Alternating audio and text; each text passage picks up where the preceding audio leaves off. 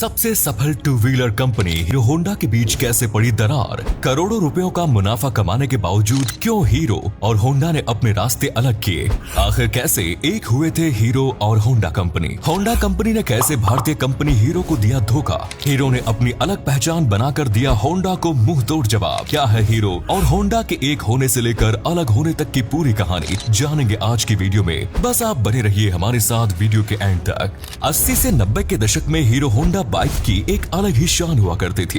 Bike का दूसरा नाम ही हीरो होंडा पड़ गया था। गली मोहल्ले में जिस किसी के पास ये बाइक होती उसकी सभी लोग इज्जत किया करते थे और शादी में जिसे ये बाइक मिल जाती थी उसकी तो मानो बल्ले बल्ले ही हो जाती थी। हीरो पहले एक साइकिल बनाने वाली कंपनी थी जो आज तक भी साइकिल बना रही है। सन 1956 में बृजमोहन लाल मुंजाल ने हीरो कंपनी की नींव रखी और साइकिल बनाने की शुरुआत की। कुछ ही समय में भारत में हीरो साइकिल्स की अच्छी खासी डिमांड देखी जाने लगी और सन 1975 तक ये भारत में सबसे बड़ी साइकिल निर्माता कंपनी बन गई। इसके साथ ही हीरो ने विदेश में भी अपने पैर पसारने शुरू किए और 1986 तक ये दुनिया में सबसे अधिक साइकिल बेचने वाली कंपनी बन गई। लेकिन इसी बीच भारत में मोपेड और स्कूटर का क्रेज लगातार बढ़ रहा था। वहीं विश्व में मोटरसाइकिल यानी बाइक्स की डिमांड देखी जा रही थी। बाइक की लोकप्रियता को देखते हुए बृजमोहन ने सोचा क्यों ना इंडियन मार्केट में भी मोटरसाइकिल को पॉपुलर बनाया जाए। भारतीय बाजार में कम दामों की मोटरसाइकिल बनाने के लिए बृजमोहन मुंजाल ने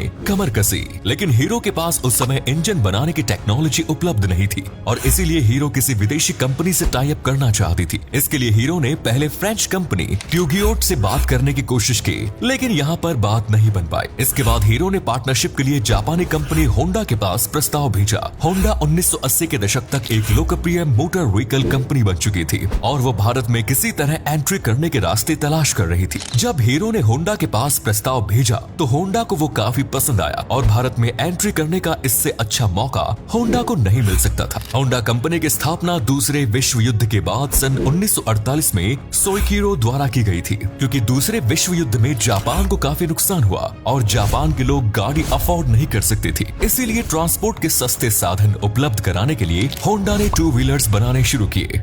सन 1984 में हीरो और होंडा के बीच कोलैबोरेशन होता है और डील साइन हो जाती है। एग्रीमेंट में दोनों कंपनियों के बीच कई समझौते किए जाते हैं। जैसे बाइक की बॉडी बनाने का काम हीरो का होगा तो वहीं इसके इंजन की सप्लाई होंडा द्वारा की जाएगी। होंडा की टेक्नोलॉजी इस्तेमाल करने के लिए हीरो को $50 लाख का भुगतान शुरुआत में करना पड़ा था और साथ ही होंडा हर साल 4% की रॉयल्टी भी हीरो से लेता था। साथ ही दोनों के बीच एक एनओसी साइन हुआ और तय किया गया कि ये दोनों कंपनियां कभी भी एक दूसरे के कंपैरेटिव प्रोडक्ट्स मार्केट में लॉन्च नहीं करेंगे। हरियाणा के धारूहेड़ा में हीरो होंडा ने अपना पहला प्लांट स्थापित किया और सन 1985 में सिटी 100 नाम से अपनी पहली बाइक इंडियन मार्केट में लॉन्च की। इस बाइक के लॉन्च होते ही लोगों के बीच इसे खरीदने की मानो होड़ लग गई। हीरो होंडा कंपनी ने शुरुआत से अपनी स्ट्रेटेजी बनाई थी कि वे मिडिल क्लास पीपल को ध्यान में रखकर ही अपनी बाइक्स बनाएंगे। कोई मिडिल क्लास व्यक्ति जब बाइक लेने जाता है तो वो 3 चीजों को देखता है। पहला बाइक की कीमत, दूसरी उसकी माइलेज और तीसरा उसकी मेंटेनेंस कॉस्ट। और इन तीनों बातों पर हीरो होंडा ने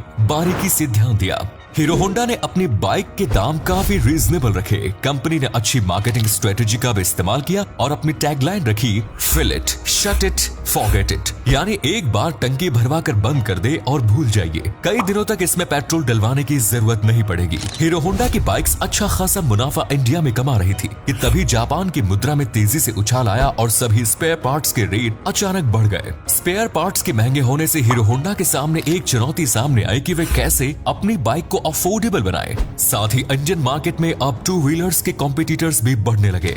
सुजुकी, यामाहा, टीवीएस और बजाज ने भी मोटरसाइकिल बेचनी शुरू कर दी, लेकिन इन कंपनियों में हीरो होंडा में काफी फर्क था। सभी अन्य कंपनियां केवल शहरों में ही अपना प्रचार प्रसार कर रही थी और लोअर मिडिल क्लास लोगों की तरफ कंपनियों ने ध्यान नहीं दिया। वहीं दूसरी ओर हीरो होंडा कंपनी ने हर तबके के लोगों को ध्यान में रखते हुए अपनी बाइक्स के दाम तय किए। कई बार कंपनी को कम दाम में बाइक बेचने के कारण नुकसान भी हुआ, लेकिन कंपनी ने अपनी बाइक के दाम नहीं बढ़ाए। सन 1990 में भारत में डॉलर एक्सचेंज रेट पॉलिसी लाई गई और इसके बाद थोड़ा सुधार आना शुरू हुआ। हीरो होंडा कंपनी एक बार फिर पटरी पर आई और कंपनी को मुनाफा होना शुरू हुआ। कुछ ही समय में कंपनी ने कमाई के मामले में $100 मिलियन का आंकड़ा पार कर लिया। लेकिन इसके साथ ही कंपनी के मैनेजमेंट में दिक्कतें आनी शुरू हो गई। वैसे तो हीरो और होंडा की स्थापना के बाद से ही दोनों के बीच अनबन शुरू हो गई थी, लेकिन क्योंकि दोनों का अच्छा फायदा हो रहा था इसीलिए पार्टनरशिप जारी रही। होंडा कंपनी अमेरिका और रूस जैसे देशों में अपनी बाइक्स की बिक्री कर रहा था, लेकिन जब हीरो ने कहा कि हीरो होंडा की बाइक्स भी वहां बेची जाएं, तो इस पर होंडा ने साफ इनकार कर दिया। हीरो होंडा केवल नेपाल, भूटान, श्रीलंका और बांग्लादेश जैसे देशों में ही अपनी बाइक बेच पा रहे थे। वहीं होंडा पूरी दुनिया की मार्केट कैप्चर कर खूब मुनाफा कमा रही थी।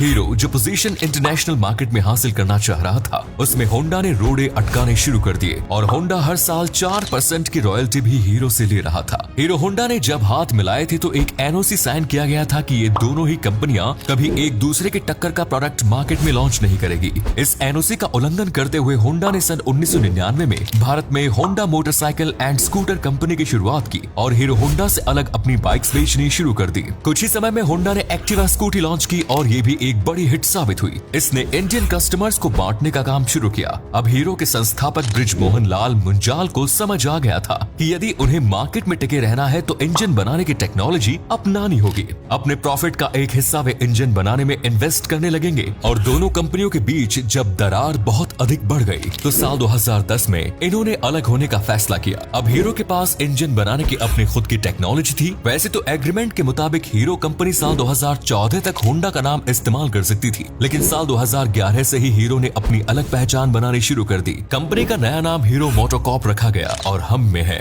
हीरो नई टैगलाइन चुनी गई। हीरो होंडा कंपनी में हीरो और होंडा के 26% शेयर्स थे और 48% हिस्सा शेयर होल्डर्स का था। होंडा के सभी शेयर्स हीरो ने 1.3 अरब डॉलर्स में खरीद लिए। होंडा से अलग होने के बाद कुछ एक्सपर्ट्स ने कहा था कि हीरो ज्यादा समय तक मार्केट में सरवाइव नहीं कर पाएगा। होंडा के बिना हीरो को कोई नहीं पूछेगा, लेकिन हीरो ने सभी आलोचकों को करारा जवाब दिया। हीरो मोटोकॉर्प ने अपनी बाइक्स को पहले से भी ज्यादा बेहतर बनाना शुरू किया। स्प्लेंडर जैसी कम रेंज की बाइक में भी सेल्फ स्टार्ट का ऑप्शन दिया गया। बाइक्स के मॉडल को और अट्रैक्टिव लुक दिया जाने लगा। आज हीरो स्प्लेंडर न सिर्फ इंडिया में बल्कि पूरी दुनिया में सबसे ज्यादा बिकने वाली बाइक्स है। हीरो मोटोकॉर्प भारत के अलावा दुनिया के लगभग 37 देशों में अपनी बाइक्स बेच रहा है और साल 2021 के आंकड़ों के मुताबिक इस कंपनी की नेटवर्थ $7.5 बिलियन से भी अधिक है। वर्तमान समय में पवन मुंजाल इस कंपनी के सीईओ का पदभार संभाल रहे हैं। तो दोस्तों, ये थी हीरो और होंडा की पूरी कहानी। उम्मीद करते हैं आपको ये वीडियो पसंद आई होगी। आपको हीरो और होंडा में से कौन सी कंपनी की बाइक ज्यादा पसंद है, कमेंट्स में जरूर बताएं। धन्यवाद।